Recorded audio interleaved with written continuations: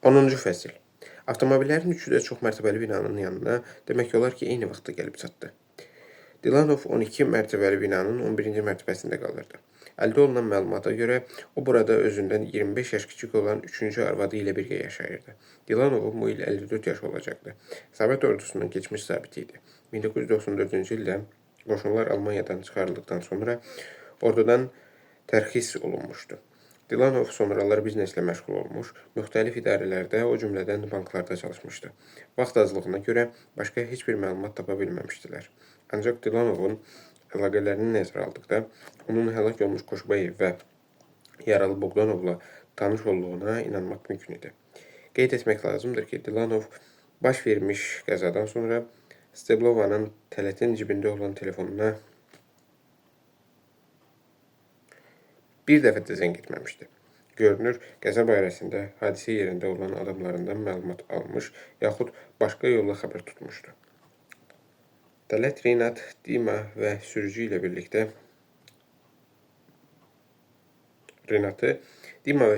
birlikdə qoyub getmiş və xahiş etmişdi ki, ondan xəbərsiz evə girməsin.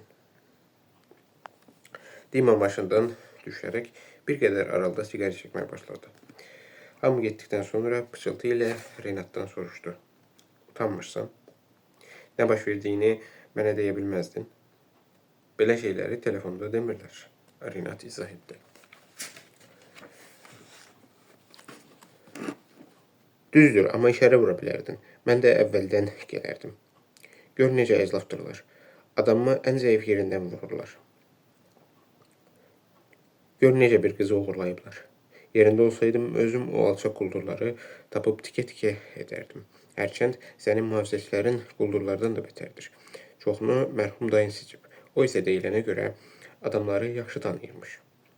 Əgər onun barəsində yazılan və danışılan sözlərin heç olmasa onda birinin doğru olduğunu düşünsək, deyə bilərik ki, rəhmətlik əməlli başlı quldur olub.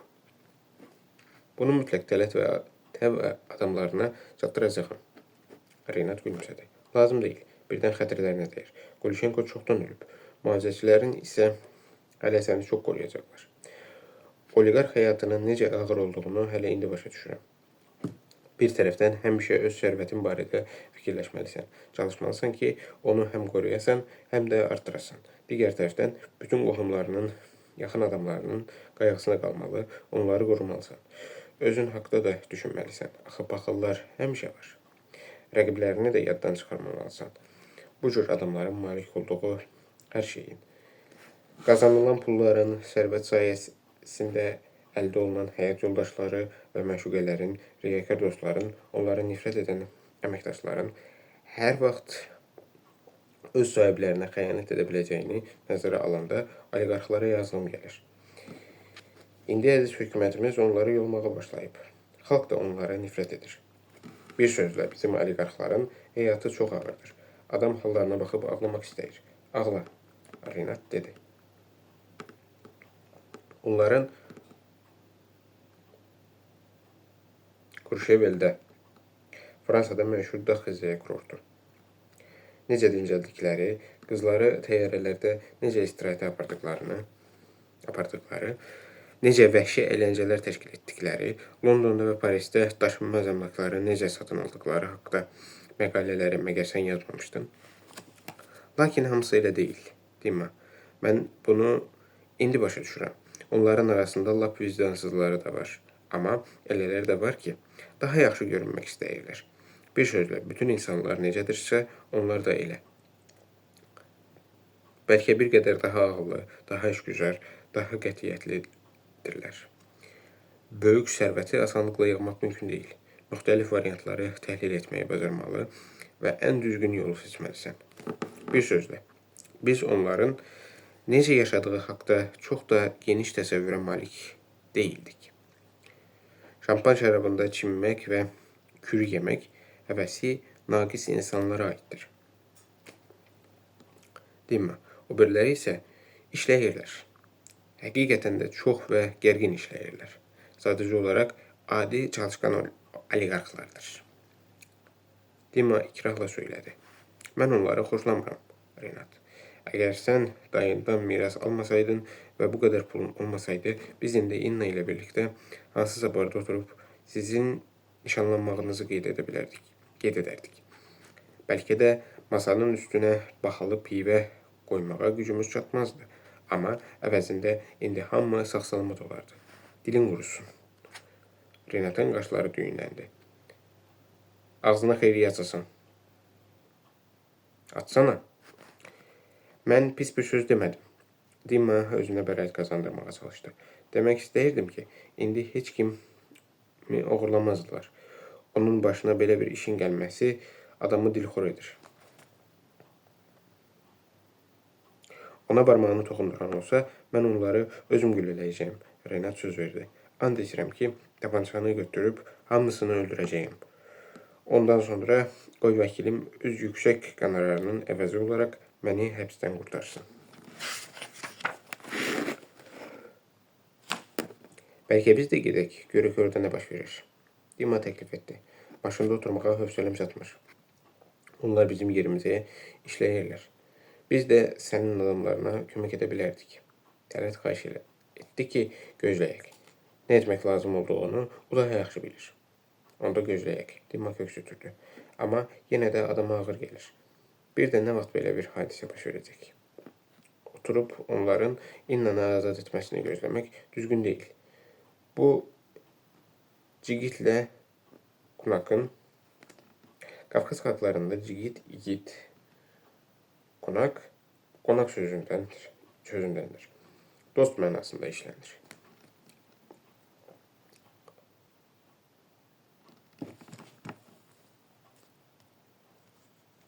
Vəzifəsidir. Cigit sənsən, Qunak isə mən. Yalnız kinoda belə olur. Renat acı-acı gülümsədi. Kinolarda hər şey asan görünür. Həyatda isə görürsənmi, hər şey nə qədər mürəkkəbdir. Fikirləşirdik ki, görəsən həmin əzaflara məlumatı kim ötürə bilər? İnnaya olan hisslərimdən yalnız 3 nəfərin xəbəri vardı. Sənin, Tamaranın, bir də Lizanın. Şən dəstədir. Məndən də şübhələnirdiniz. Düzünü deyim. İncimərəm. Heç vaxt. Bircə saniyə belə. Özümdən şübhələnərdim. Səndən yox. Fikirləşirdim ki, hardasa ağzından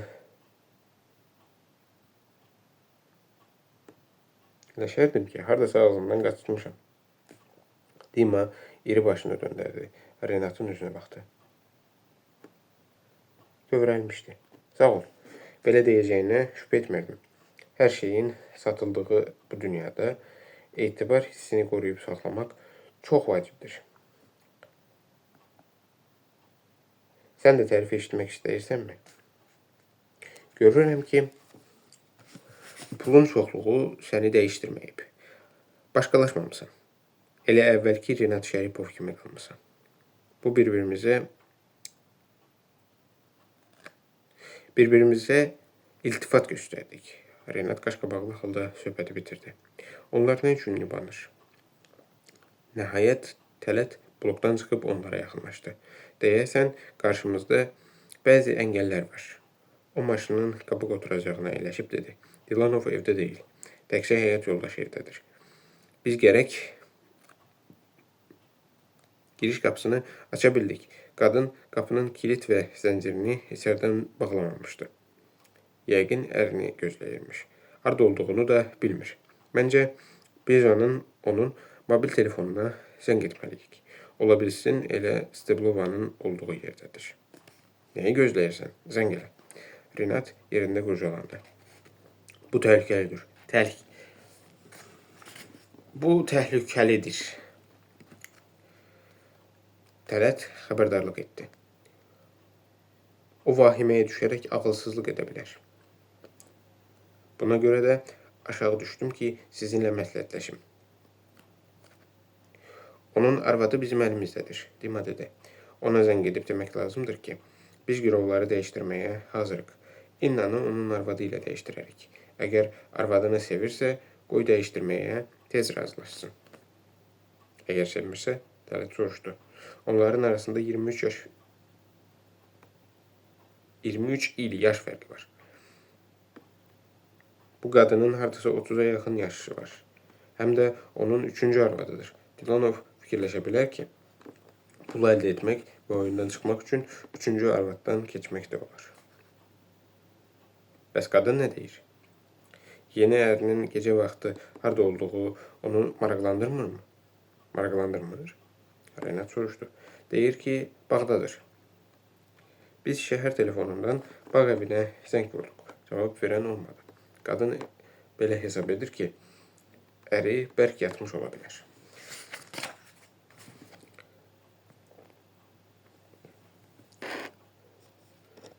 Mən ona elə möhkəm yuxu göstərirəm ki, Renat hiddətlə dedi. O əzlaf ömrü boyu yadından çıxartmaz.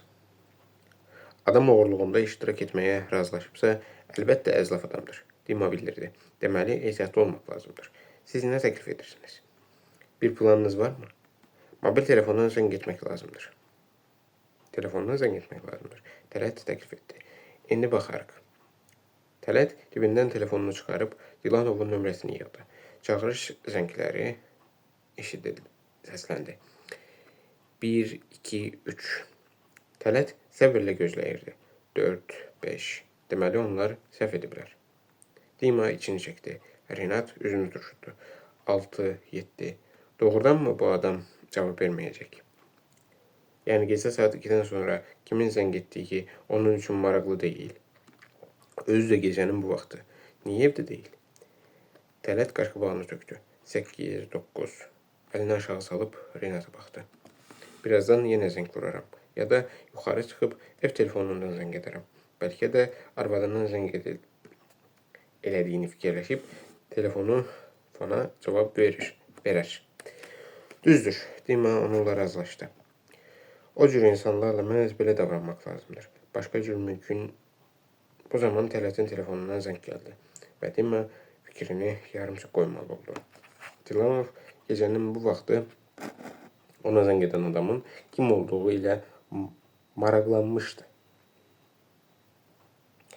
Alo, boğuq səslə dedi. Salam, siz mənə zəng etmişdiniz. Bəli, Viktor Viktoroviç. Tələt cavab verdi.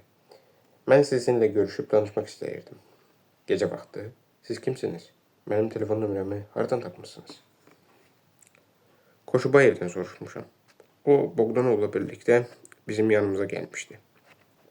Mən də onlardan xahiş edib sizin nömrənizi aldım. Sükut 15 saniyə çəkdi. Görünür Dilanov hər şeyi başa düşmüşdü. Aydındır. O boğuq səslə dedi. Siz milisdənsiniz? Yox, biz cənab Şəripovun dostlarıyıq. Onun təhlükəsizlik xidməti. Aydındır. Siz məni necə tapdınız? Doğrudan bu suala cavab verəcəyimi fikirləşirsiniz? Həzrətlə Krilən nə olub? Onlar sağdır. Xəbəriniz yoxdur? Yox, mənim yalnız qəzadan xəbərim var. Başqa heç nə bilmirəm. Onlar sağdır. Hə, sağdırlar. Və milisdə ifadə verirlər. Tələt yalandan dedi. Amma ikisi də qəza zamanı zərər çəkib. Sizə nə lazımdır?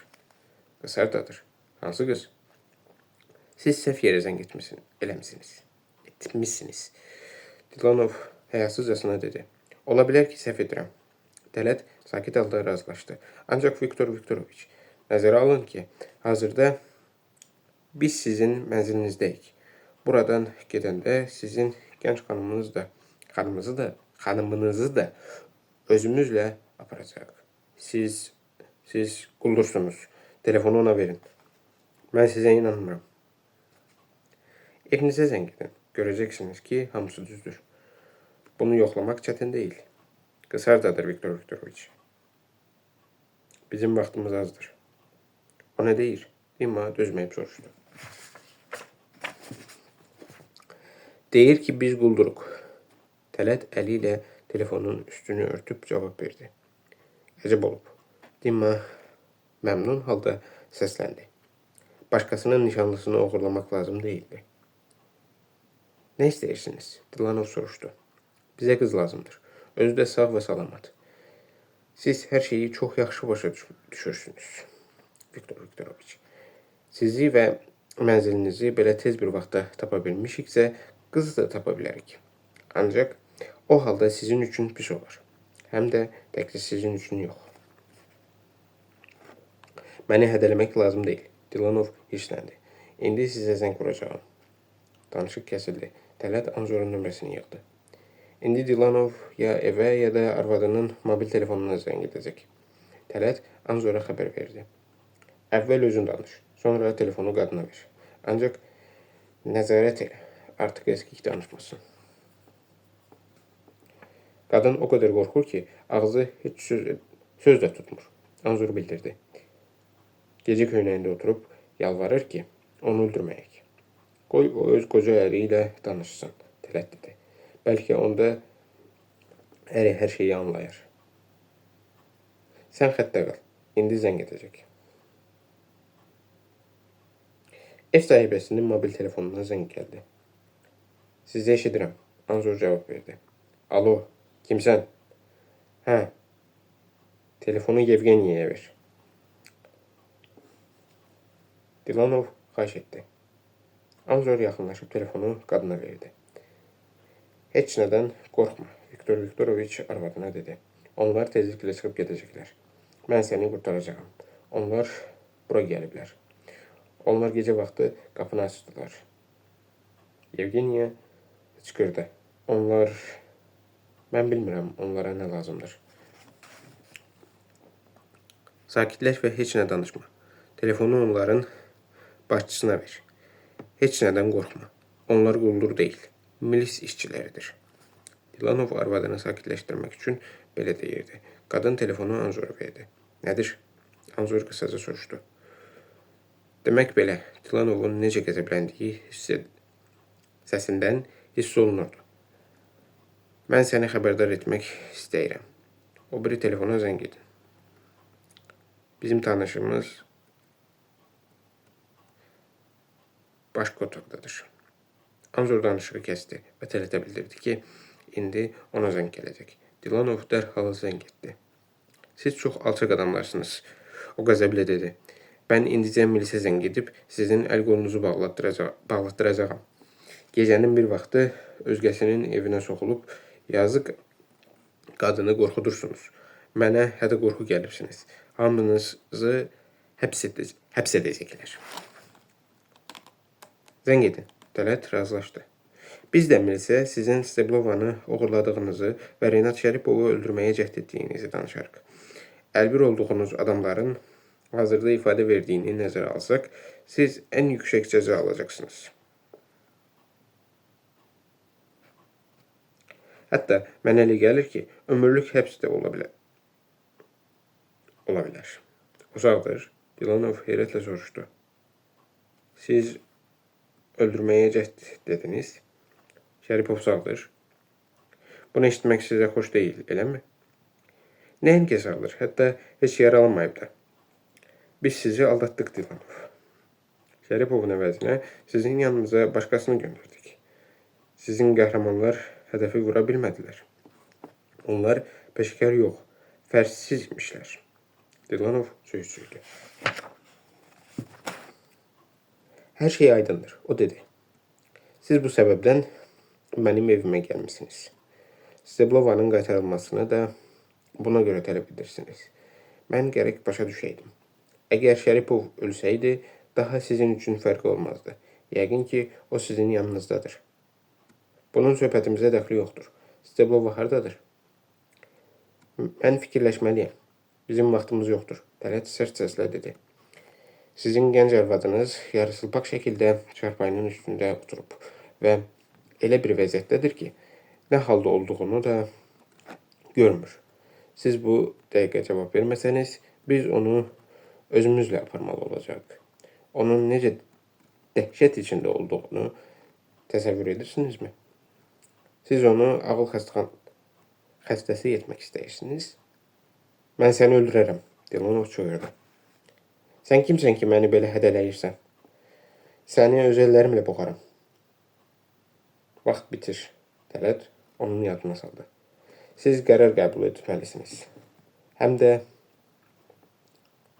çığırmaq lazım deyil. Mən Şəripovla danışmalıyam. Dilanov gözlənilmədən xahiş etdi. Mən onunla danışmalıyam. Deyin görüm, ona necə zəng etmək olar? Mən şəxsən onunla danışmalıyam. Mən sizə inanmıram və onun əlaltıları ilə danışmaq da istəmirəm. Onda belə edək. Mən bir dəqiqədən sonra sizə zəng edəcəyim. Tələt təklif etdi. Sonra isə Renata tərəf döndü. O şəxsən sizinlə danışmaq istəyir.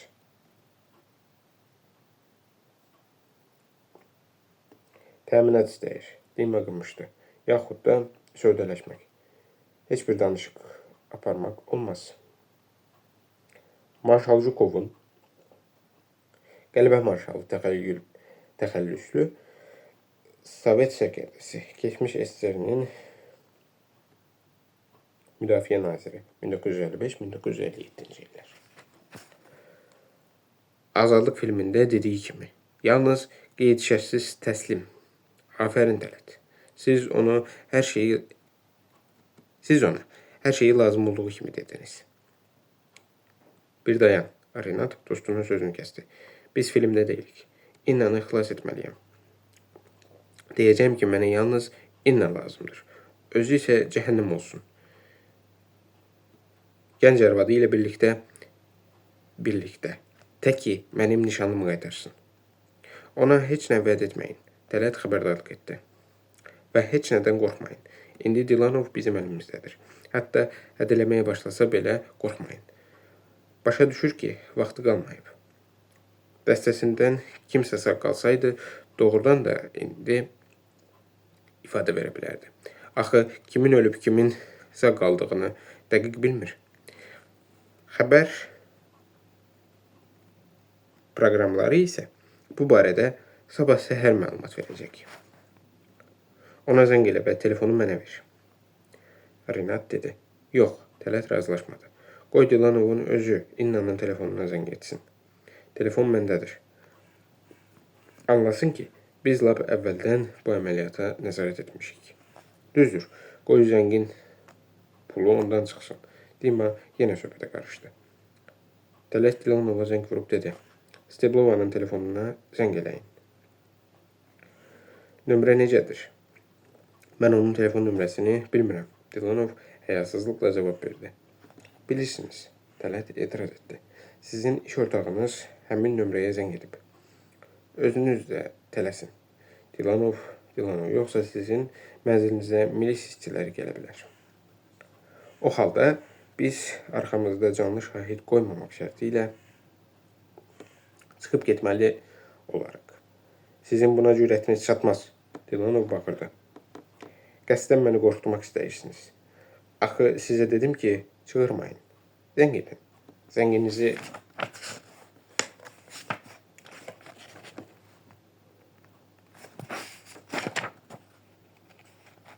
gözləyirlər. O danışığı kəsdi və cibindən İnnanın telefonunu çıxardı. Bu telefonu görən kimi Renatın üzü tutulurdu. Onu qıza özü hədiyyə etmişdi. Yazıq qız görəsən indi hardadır, necədir? Gör neçə saatdır ki, quldurların əlindədir. Bəlkə zəng etməyəcək? Dima soruşdu. Hər halda siz onun arvadını doğrudan da öldürməyəcəksiniz. Düzdür. Tələt Sizova tərəf baxdı və tezdən baxışlarını yayındırdı. Dəhşətli məsələdir. Dimanı qorxu bürüdü. Hərçənd onların özü günahkardır. Belə bir işə girişməyəydilər. Düz demirəm. Renat susurdu. Tələt də cavab vermədi. Dima narahat halda yerində qurcalandı. Mən belə hallarda nə demək lazım olduğunu bilmirəm. Əlbəttə, məsələnin yumruq gücünə həll olunması yaxşıdır. Amma Renat, hər halda sən burada pis bir hadisənin baş tutmasına yol verməzsən. Elə deyilmi? Şəripov cavab vermir. Bu isə Dimanı daha çox qorxuturdu. İnnanın telefonuna baxır, zəngi gözləyirdilər. Dəqiqələr keçir, telefon isə zəng çalmırdı. Son.